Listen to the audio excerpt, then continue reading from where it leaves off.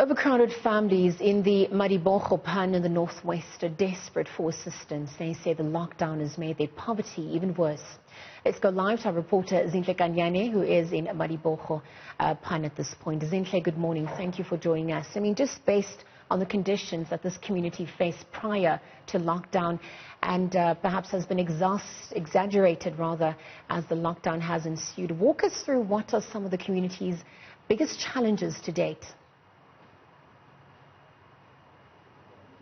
Definitely, we are in one of many poor villages here in the northwest. Like you rightly said, it's called Madibogo-pan, and families and residents here say their poverty has worsened over the lockdown, especially the families that are overcrowded, like the family that I am at this morning. It's a family of 22 people that live in a shack behind me, which I'll show you in just a bit.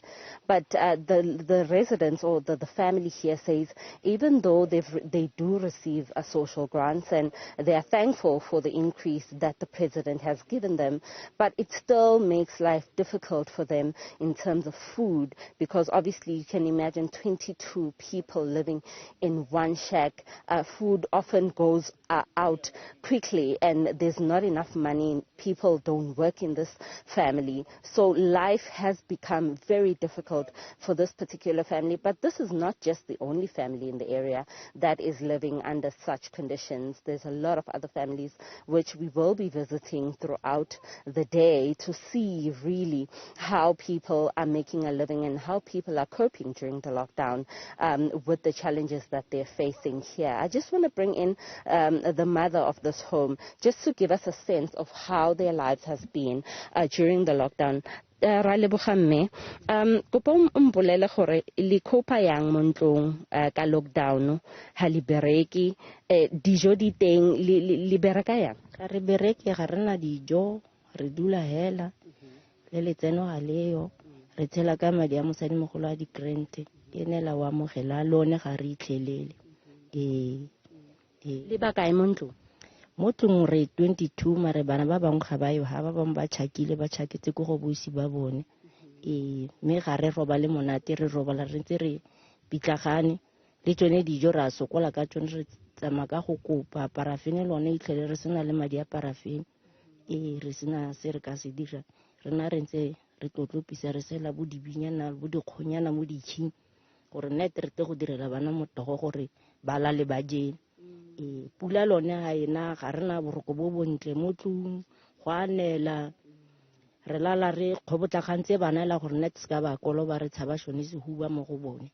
rona ba golo re dulela mo godimo ga dibete re ikwakwantsela gore net bana ba khone go nna le boroko le thomele leng go nna mo mokhukhung o ke bogologolo sisa ke tlhaloganya gore nka go bolela gore ke leng ke dijara tse di kae a go gopole e kana di jara go 20 something how ke bogologolo ba sa yana mo ntlong le robala yang ha le ba bantsi yana mo mokhukhung o monyane ya re robalela re ala ha tsha re khotlagana hela ga gona se re ka se dirang re khotlagana hela re ntse re robetse hela ya Masipala le Department wa Human Settlements o reng gore a le agele at least di RDP tse di pedinyana because le bantsi mo ntlong ya Masipala ga isa ba tle kha go rona gore e sale re kwadisitse ka 2011 re kwadisa RDP mme ga gona sepe se se diregalang Okay, leboga.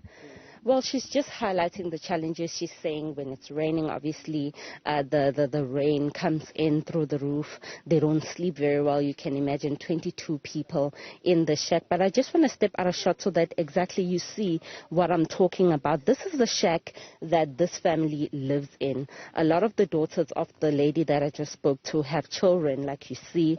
There are a lot of young children that live here.